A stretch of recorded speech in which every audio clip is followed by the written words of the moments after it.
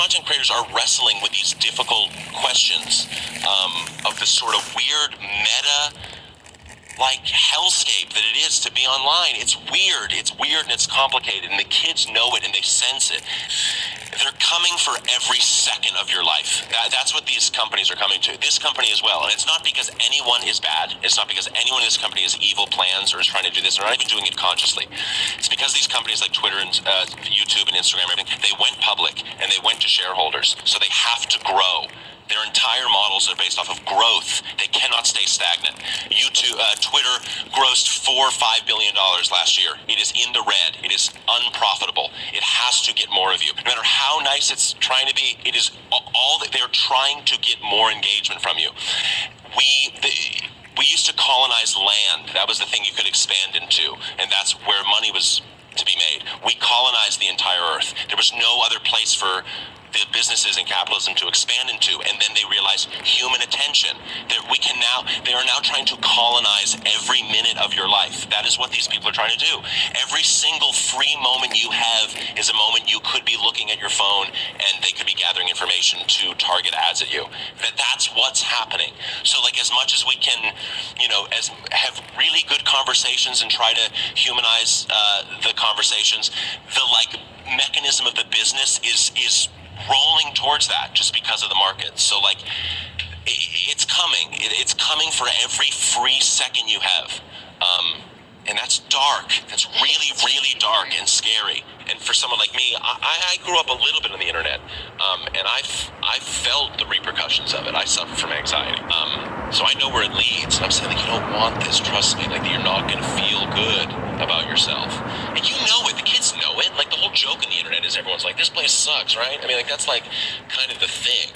That's why their memes are all ironic and detached and self-referential and 12 layers deep, because truth is completely dead to them, and they know it.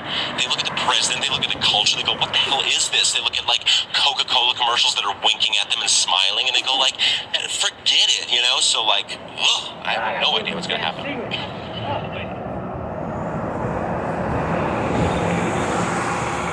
So, I hear what the guy says. Capitalism is trying to colonize our minds through social media. If y'all always on YouTube watching 1,000 different podcasters, and there's no shot at the podcasters, but if you always on YouTube, people watching podcasters, gossip, because there's gossip ones like where it be like, no offense to nobody, it be like the gay bloggers, and they be talking about different celebrities and their kids and different shit. But my baby mother watched some of that shit. A few of my baby mothers watched some of that shit. But yeah, so if you spend your whole life on YouTube watching podcasts, and you always on Facebook, Instagram, Twitter, social media, and you just always on it, like, and you never really in the real world, you always in the virtual world, you're gonna lose yourself, people. Y'all gotta sometimes just sit in the park and enjoy the sunlight and listen to the birds chirp. Sometimes you gotta just sit in the park and eat some fruit, open some oranges. You know what I'm saying? Watch the kids play in the park. Go by the water. I always go to Little Allen on the West Side Highway, right? You got the rooftop park too on West Side Highway, right? Watch the water. You know what I'm saying? Get around some trees and some sunlight. Do quiet time. Cut everything off in your house. The lights, the electricity, the phones, everything. And just relax in silence for an hour. Like we used to do when we was in 1st, 2nd, and 3rd grade, right? You gotta relax your mind, because when you too much on social media, all these different platforms, and YouTube, Instagram, Twitter, you're consistently bombarding your mind with clutter and a bunch of filler, right? And then you gotta filter through your mind on what is substantial and beneficial to you and what is not substantial and beneficial to you, because some stuff is just trivia. It don't help you in life. You know what I'm saying, people? So you gotta focus up and have self-awareness and be consciously aware and do things that'll make you a better person emotionally, mentally, physically. Take time to work out, jog. Take time to still read books manually. Don't just listen to audio books online or read stuff online. Read real books, because real books is like calisthenics. It's good for your mind. It strengthens your brain. You know what I'm saying? And it builds your vocabulary. The phones can do it too, but the phones is like lifting weights. The phones is like lifting weights, and reading a real book is like calisthenics.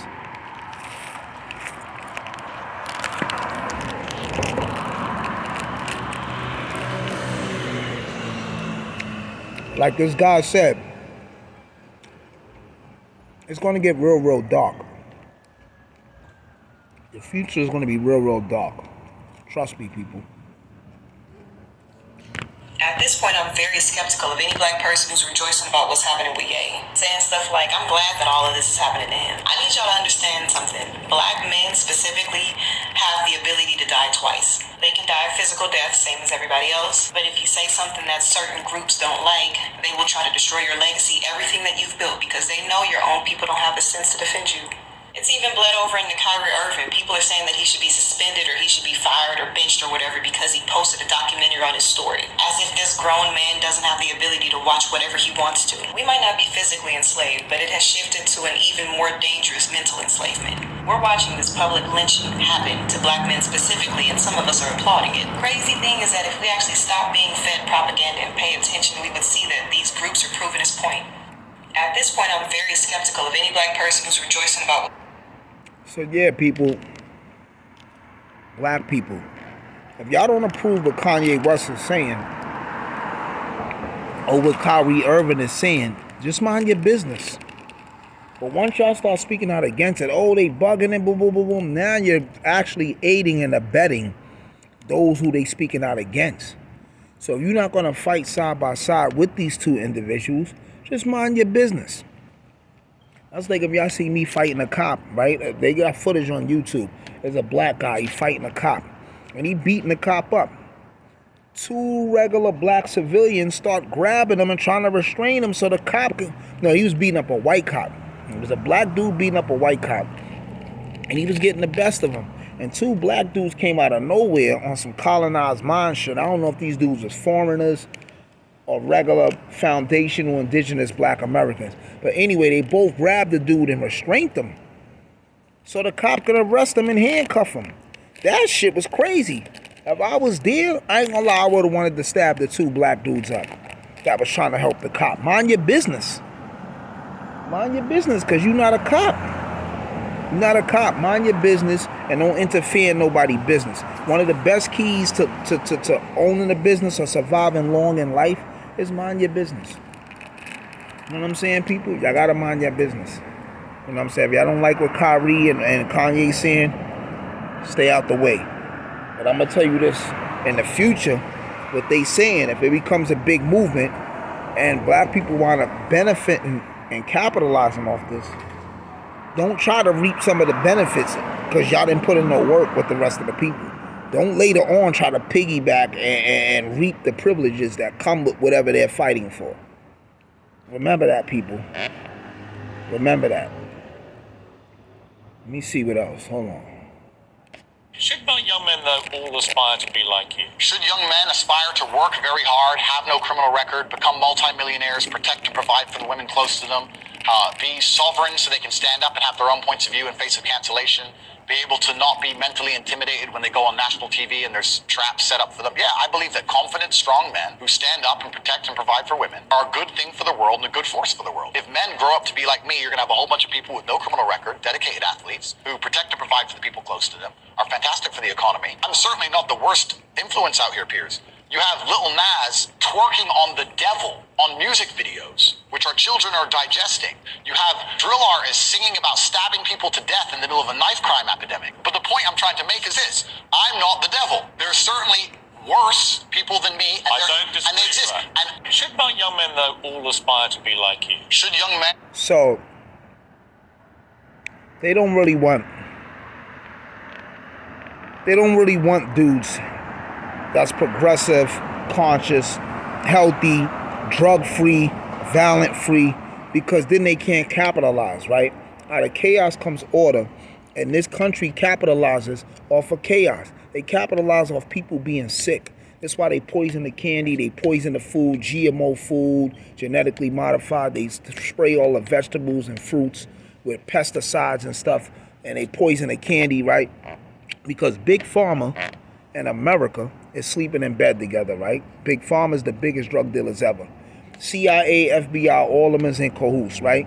And they benefit from us being sick because they don't give us medicine that cure us. They give us medicine that just suppresses the sickness. They never cure you. That's why the FDA is trying to ban herbs now. They're trying to ban sea moss. They're trying to ban all type of herbs. The FDA. I already did a blog on that.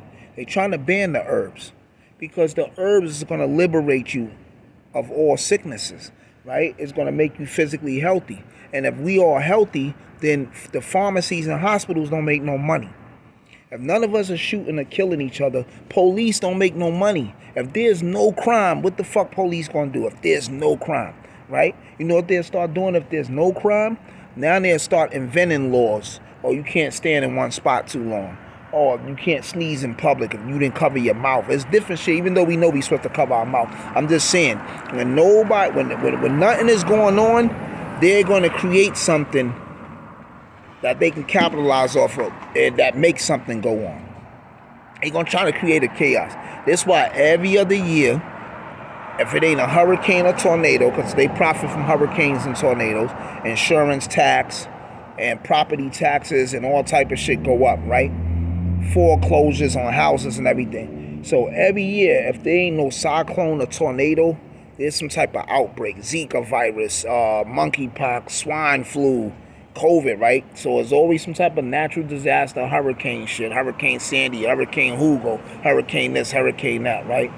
Then there's always some type of sickness or outbreak, always some type of new disease, right? How they invented AIDS and a bunch of other stuff, right? There's always something going on with the food, like farms is being burnt down and shit like that. There's always a new drug epidemic, right? First you had the heroin, then you had the crack era, then you had the heroin that came back, and then now you fucking, there's the fentanyl and all this stupid shit, right? They always creating some type of chaos because they capitalize and benefit from this. They need us to be fucked up, people. So we self-govern ourselves and move militant and be healthy and be more peaceful and do whatever. They won't have they won't have no reason to bother us. You know, then they're gonna start inventing other shit. You know what I'm saying? So, you know, be mindful where we living at. You know, they say this is a democracy and a democratic country, but they're on communist time. You know what I'm saying? They're on real communist time. I want to blog about this last thing real quick, and then we gonna conclude it. Check this shit out. My 3-year-old son. Okay, there's a reason why I'm emphasizing that, and you're about to know why. So my wife and I are waiting in the room with our son, and the doctor comes in. And he sees my son sitting there on the table, and the first question that he asks him is, "Are you a boy or are you a girl?" And I look at my wife like, what the? So luckily my son understands obvious tenets of biology at 3 years old, and says that he's a boy, just like his chart says. So the rest of the appointment, I can't even focus because I'm wondering why in the world this guy is asking the question. And then I remember, oh yeah, I live in California. You call me paranoid, but this is where I think we're heading based on other things that have happened. An Ohio couple lost custody of their teenager for refusing them hormone treatment. And a divorced Texas couple were in a court battle over whether or not to let their 7-year-old transition from a boy to a girl. And many are saying that the new proposed Equality Act could lead to more parents losing custody of their kids who want gender transition. So again, call me paranoid, but I'm wondering if the doctor is asking the question of my son to see if he can establish a pattern over time that shows that my son wants to be a girl. And being in California, this is probably going to happen to people like me first. But I don't think it's going to be long before we start seeing parents lose custody of their young kids because they're not letting them transition to the opposite gender. And I think pediatricians are going to be the ones who are going to start calling it out. My 3-year-old son. So that's a white guy speaking, right? And they tried to do that to him in California. They coming for your kids. LGBT is just the beginning for the no gender agenda. Trust me, people. I already spoke about that before, but I'll talk about that again in the future. I'm Oxygen, Iron, Uno.